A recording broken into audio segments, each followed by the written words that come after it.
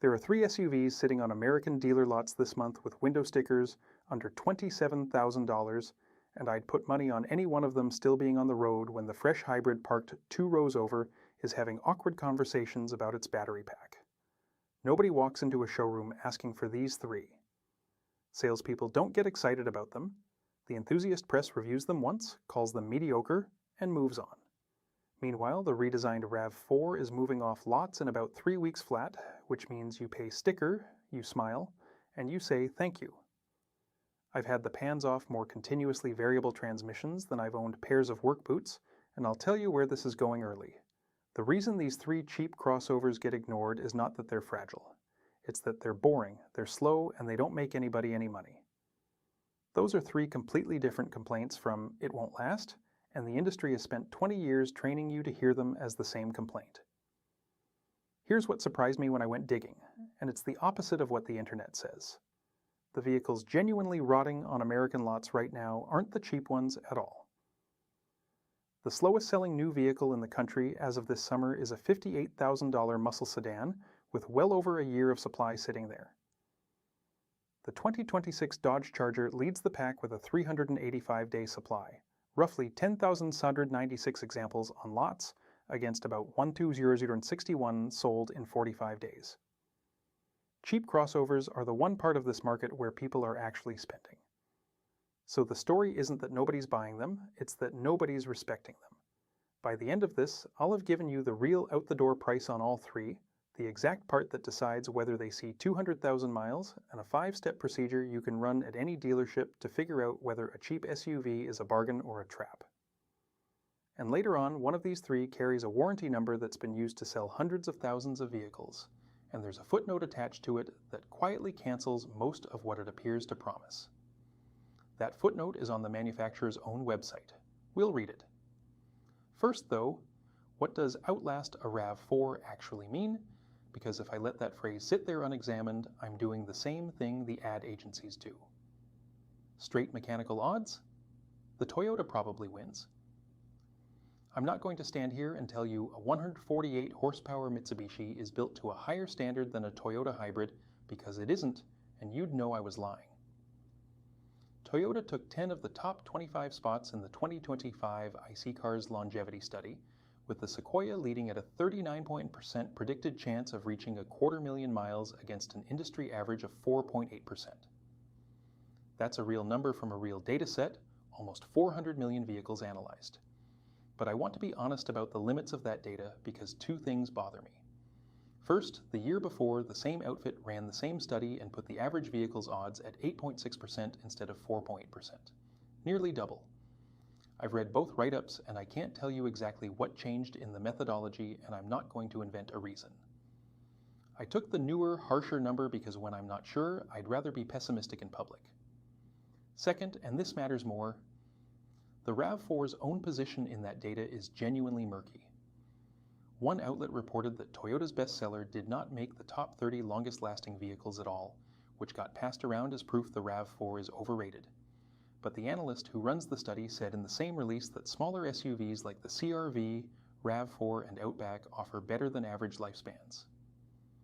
Both statements can be true at once. Better than average, outside the top 30, and if you only read one of them, you walk away with a completely wrong idea. And none of these studies publish a figure for a Venue, a Kicks, or an Outlander Sport, because there aren't enough high-mileage examples in the wild yet to calculate one. So when I say these 3 can outlast a RAV4, I'm not claiming a study says so. That's my read, built on economics and on what's physically inside them. Here's the frame I'm using instead, and it's the one that decides the argument. The 2026 RAV4 is hybrid only. Every RAV4 you can buy now is a hybrid, starting at $33,150, including the $1,450 destination charge for the base front drive LE. That's an excellent vehicle. It also means the simple, cheap, gas-only RAV4 that built the reputation you're paying for no longer exists as a new car. What you're buying is 2 power sources, a high-voltage system, and a repair bill structure that only makes sense while the coverage holds. $11,000 separates that from the cheapest thing on this list. $11,000 is a transmission, a timing job, a set of struts, and a decade of insurance deductibles. That's the comparison I'm running through all 3 of these. Not which one is better engineered, but which one you can afford to keep alive after the paperwork runs out. Watch how each of them handles that question. Number 3, and I'll keep this brief because there isn't much mystery to it, the Nissan Kicks. A 2.0-liter 4 making 141 horsepower and 140 pound-feet, driving through a CVT on every single trim. Base S with destination lands right around 24,300. It's roomy for the money, it gets high 30s on the highway, and the 16-inch steel wheels mean tires cost what tires should cost. The fuel tank holds 11.8 gallons, which tells you everything about what this thing was designed for. Short trips, cheap trips, no drama. Why is it number 3 and not number 1? Because the thing bolted behind that engine is a Nissan CVT, and Nissan has spent 15 years earning a reputation there. Even the Buff Book write-ups can't get through a paragraph about the Kicks without a polite cough about it. One straight up warns buyers that Nissan doesn't exactly have the best reputation when it comes to CVT transmissions. That doesn't mean this one is bad. The small units in these light cars have done better than the big ones ever did. It means the margin for neglect is thin, and I'll come back to exactly what that costs you. Number 2, the Hyundai Venue. The cheapest new SUV in America and the one I'd hand to my sister. The SE trim starts at $2,550, and with a 1,600 destination charge, that's about $22,150 on the road before your state gets involved. I'll flag something here. One outlet did that same arithmetic and published $22,650. Same MSRP, same destination fee, different total. I have no idea which desk that came from, so I'd walk in expecting the higher figure and be pleasantly surprised. Never let anybody but you do the addition on an out-the-door number. Under the hood, a 1.6-liter SmartStream, 4 making 121 horsepower and 113 pound-feet, through a CVT to the front wheels. That's it. That's the whole range. Every Venue on every lot uses the identical powertrain, so choosing a trim is purely about equipment, not mechanicals. EPA says 29 city, 33 highway, 31 combined. Now the part the reviews skip: no turbocharger, no plug, no high voltage anything, no all-wheel drive at any price, no towing rating at all, and about 8.5 seconds to 60 if you flatten it. Those sound like insults. In longevity terms, half of them are features. A turbo is a heat source, a boost pressure problem, and an expensive part with an appetite for clean oil. A hybrid system is a second drivetrain that has to age at the same rate as the first. The Venue has neither, which means the list of things that can strand you is genuinely short, and every item on that short list is priced for a car that costs 20 grand. The honest caveat, and it's the same caveat for all three, so listen closely once. The transmission is the whole ballgame. Hyundai calls theirs an intelligent variable transmission, which is marketing for a belt and pulley CVT, and here's what's physically happening in there. You've got 2 cone-shaped pulleys and a steel chain running between them, and instead of fixed gears, the pulleys squeeze in and out to change the ratio continuously. The chain doesn't hook into teeth. It's held by clamping pressure and friction in a bath of a very specific fluid. Get the pressure or the fluid wrong and that chain microslips against the pulley faces, thousandths of an inch at a time, polishing the surfaces it needs to grip. You feel that as a gentle tugging at a steady cruise or a shutter pulling away from a stop sign, and by the time you feel it, metal has already moved where metal shouldn't. Heat is what kills the fluid, and heat is what the trade guys point at first. Sustained running in hot ambient temperatures with fluid hovering around 200 degrees accelerates the breakdown. CVTs hate heat, always have. That's from a transmission specialty outfit, not a manufacturer, so treat it as trade opinion rather than gospel. It happens to match everything I've ever pulled out of a pan. So the Venue's failure mode isn't a mystery, it's a maintenance schedule. And the Venue has had real problems worth naming. Documented issues include IVT failure with sudden loss of acceleration, engine stalling at a stop on early cars, an EGR valve recall, and a seatbelt pretensioner recall. Some of that is first model year growing pains from 2020. Some of it isn't. Look them up by VIN before you sign anything. You're most of the way through the cheap ones now, so if this is useful, subscribe. The next one is the strangest vehicle for sale in America. It's 15 years old, it comes with all-wheel drive standard, and its own dealers can't stand it. Number 1, the Mitsubishi Outlander Sport. I want to be careful here, because this is the one where I'm going to sound like I've lost my mind, and then the numbers are going to back me up. The base 2.0S is $24,995 with all-wheel drive standard. Add destination and you're around 26,800. Which destination figure? Depends who you ask. I've seen 1,495 1745s and 1,795 years published inside the last few months for the same model year. I use the highest one because in 20 years I have never once seen a dealer round a fee down. You get 148 horsepower from a 2.0-liter Myvic engine through a CVT, an EPA estimated 26 combined, and up to 49.5 cubic feet of cargo space. Everyone comes with a compact spare under the cargo floor, and it's engineered for 87 octane regular with no technical requirement for premium. Read that spare tire line again. In 2026, on the cheapest all-wheel drive crossover in the country, there is a real spare under the floor. Go price a can of sealant and a compressor on a vehicle that costs twice as much. And now the part everybody uses as the insult: the underlying car is 15 years old and has been facelifted 3 times. One dealer advisory board chairman put it bluntly: the Outlander Sport is on a 15-year-old platform, and dealer enthusiasm for the brand is fading. Another dealer told the trade press flat out, nobody comes in looking for an Outlander Sport, and the only way they sell them is by switching used car shoppers with attractive payments. Now hear that the way a mechanic hears it. 15 years on one platform means every bracket, every bushing, every sensor location has been in production for a decade and a half. It means the parts guy has the alternator on the shelf. It means the failure modes are documented by people who've seen them 1,000 times, not guessed at by a forum with 9 members. When somebody tells me a car's design is old, they think they're telling me it's bad. What they're actually telling me is that nobody's experimenting on me. The dealer side of this is genuinely ugly, and I won't sugarcoat it because it's the biggest risk you take with this vehicle. Mitsubishi terminated roughly 35 franchises in 18 months, and the CEO acknowledged the network could shrink further before it grows. Some retailers have voluntarily handed back their franchises, liquidating inventory thousands of dollars below invoice to clear their floor plan debt. One dealer picked up 14 cars at $7,000 to $8,000 below invoice from a competitor who was shutting down. That's what actual rot on a lot looks like. Not slow sales, but a store dumping metal on the way out the door. Which brings me to the twist I did not expect to find, and it's the best evidence in this entire script that the affordability panic is real.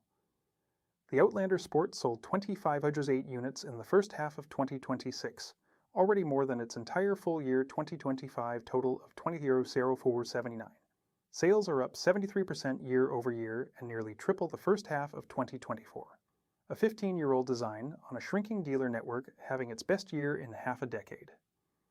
The company's own explanation is a sharp focus on responding to a growing consumer affordability issue, which is corporate for it's cheap, and cheap is what people can pay for right now. So if you were told the cheap stuff is rotting while everyone queues for hybrids, that's backwards, and there's a warning inside it for you. More customers means less supply and less motivation to discount. The window on these deals is closing, not opening.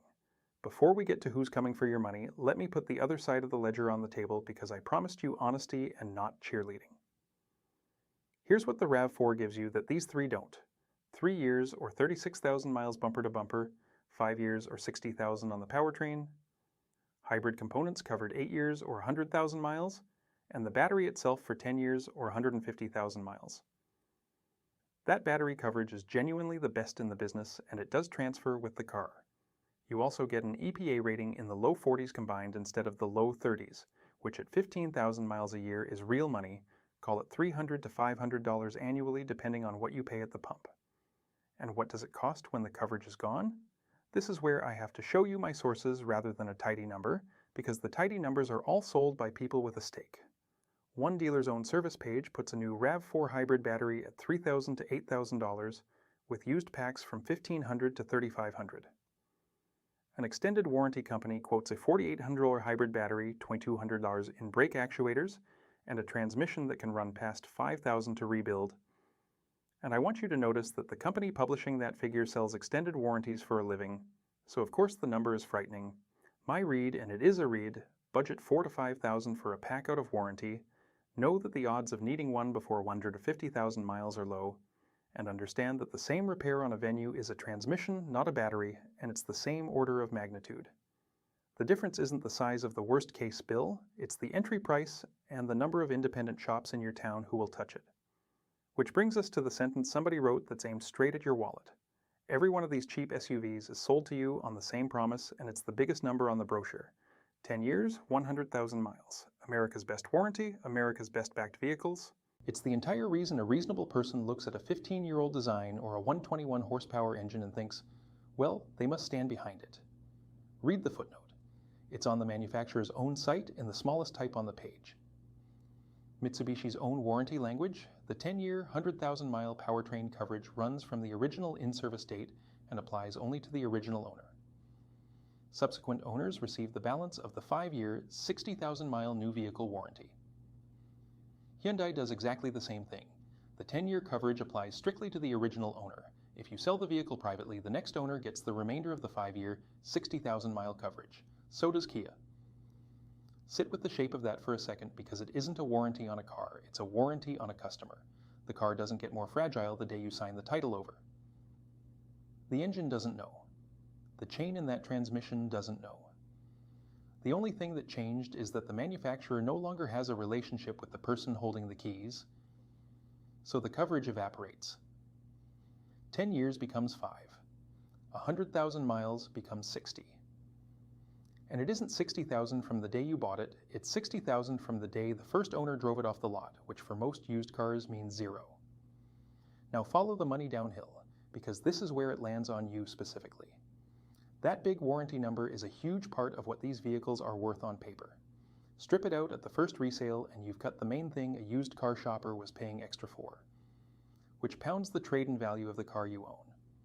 So you pay a price that includes the warranty, and then you eat a depreciation hit caused by the warranty not transferring. You bought it twice. You just weren't invoiced twice. And here's the tell that proves it's a sales tool rather than a statement about durability. Buy the same used vehicle through a dealer as certified pre-owned, and Mitsubishi reinstates the original 10-year, 100,000-mile powertrain warranty from the in-service date, with a $40 fee to transfer it after that. So the coverage can exist for a second owner. It's mechanically fine, actuarially fine, $40 of paperwork fine. It only exists when the sale happens somewhere the manufacturer earns from it. Buy that identical car from your neighbor and it's $5 and $60. Buy it from the dealer and it's $10 and $100. Nobody lied to you. That's the part that ought to make you cold rather than loud. Every word in the ad is accurate, and the shape of the whole thing is designed so that the promise you remember is not the promise you own. You know that sentence now. Next time you see the big number on a windscreen, you'll turn straight to the footnote and it will never work on you again. I'll tell you what's underneath all this, and it isn't really about warranties. Somewhere along the line, we handed over the job of judging machines. We let the badge do it, or the resale chart, or the review that gave it a 7.7 out of 10, and we stopped looking at the actual object in front of us and asking simple questions. What's inside it? What breaks first? Who can fix it? What does it cost me per year to keep on the road? Judgment is a skill. It's not a feeling, and it's not a brand preference. It's a thing you can get better at, the same way you get better at hearing a bad bearing or reading a tire. The old hands in every trade I've ever worked around had it, and none of them got it from a magazine. They got it from paying attention to what actually failed over and over until they could look at a machine and see the 3 parts that mattered instead of the 40 that didn't. The nice thing about that skill is nobody can take it off you and nobody can charge you for it twice. Once you can look at a 121 horsepower crossover with a real spare tire under the floor and a 15-year-old parts catalog and see what's genuinely good about it, and be honest about what isn't, you've stopped being sold to. You're just shopping. That's a quieter feeling than winning an argument, and it lasts a lot longer. So here's the procedure. Not a rule of thumb, an actual sequence you can run in a dealership car park on your phone. 1. Get the out-the-door number in writing, with destination and every fee on it, and do the addition yourself. On these 3, that's roughly $22,000 for the Venue, $24 and a bit for the Kicks, and around $26,800 for the Outlander Sport with all-wheel drive included. 2. Ask one question about the transmission and don't leave until it's answered on paper. What is the fluid service interval, what exact fluid does it take, and what does this dealer charge for that service? If the answer is that it's sealed and lifetime filled, understand that lifetime means the warranty's lifetime and not yours. Plan on fresh fluid somewhere around every 30,000 miles in traffic or in heat. On a car this cheap, that's a couple of $100 a pop, and it is the single highest return maintenance decision you will make. 3. Find out where you'd get it fixed. Open a map. Count the dealers of that brand within an hour of your house, then call one independent shop and ask if they work on them. For a Hyundai or a Nissan, that's a formality. For a Mitsubishi, with the network shrinking, it's the whole decision, and if the honest answer is that the nearest store is 90 minutes away and shaky, walk away from that one. I'd rather tell you that than sell you a story. 4. Ask what happens to the coverage if you sell it. Get the footnote read out loud. Then price the car as if the 10-year number does not exist, because for the person you eventually sell to, it doesn't. 5. Divide. Take the out-the-door price and split it across the number of years you actually intend to keep it. $22,000 over 12 years is under $2,000 a year of metal. $33,000 over 8 is over 4. Then add fuel and add one big repair per side. Run that sum honestly and you'll find the cheap car doesn't win because it's better. It wins because you can afford to be patient with it. If you do that, here's what happens. Nothing. That's the payoff. There's no dramatic moment, no vindication. There's just a bill that never arrives at the 4-figure one in year 7 that you'd have had no choice about. You'll never know it didn't happen. That's what good decisions feel like from the inside. 2 things I genuinely like from you in the comments.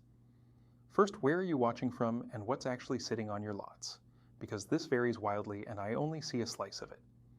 In the Salt Belt, these cheap crossovers rust from underneath and the transmissions live long, cool lives. In Arizona and Texas, it's the reverse. The bodies last forever and the fluid cooks. If you're in a state where the nearest Mitsubishi store just closed, I especially want to hear it because that's the piece I can't research from a desk. Second, and I mean this, if you turn wrenches on these transmissions for a living, tell me where I'm wrong. I've had plenty of pans off, but I'm not a CVT specialist, and the guys who rebuild these all day know things I don't. If your experience is that the small Korean and Nissan units are holding up better than I've suggested, say so and say how many you've seen. I'll read it and I'll correct it in the next one rather than pretend I never said it. There's one thread here I deliberately didn't pull and it's been nagging me for a while.